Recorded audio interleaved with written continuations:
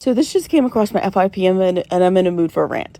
So like, let's get started. And to be clear, this is not directed at this person directly, but I need y'all to speed up some thought processes, okay? Like real quick, real fast.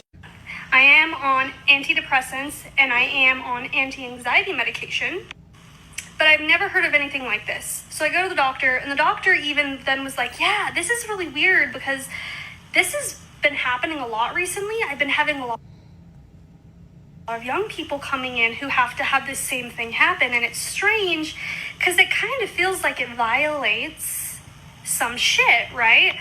Because what can you not do if you don't have a driver's license in Utah? You can't vote. Or at least as far as I'm aware, it's a lot harder to be able to vote.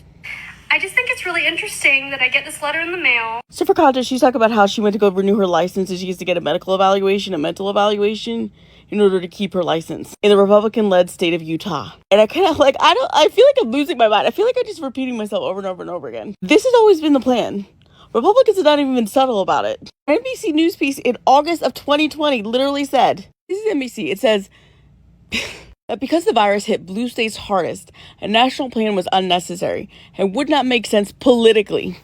Trump literally encouraged protests with Trump-friendly right-wing groups against Democratic governors because of lockdowns. Because politically, it made sense. It wouldn't make sense that politically, the best way for Republicans to win is to disable Democratic voters or let the virus run rampant for Democratic voters. The people most likely to get stressy-depressy over a lack of abortion rights wouldn't make sense to limit their right to vote.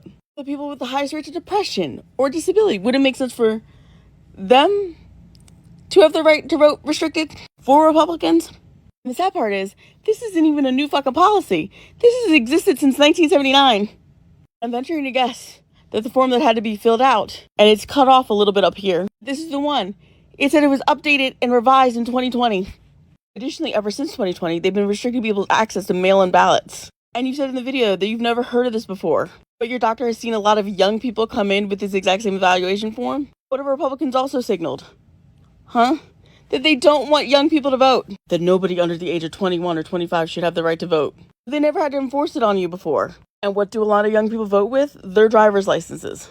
But what was that about Glitch McConnell and his cognitive tests that you want him to take? And the evaluations you want him to have?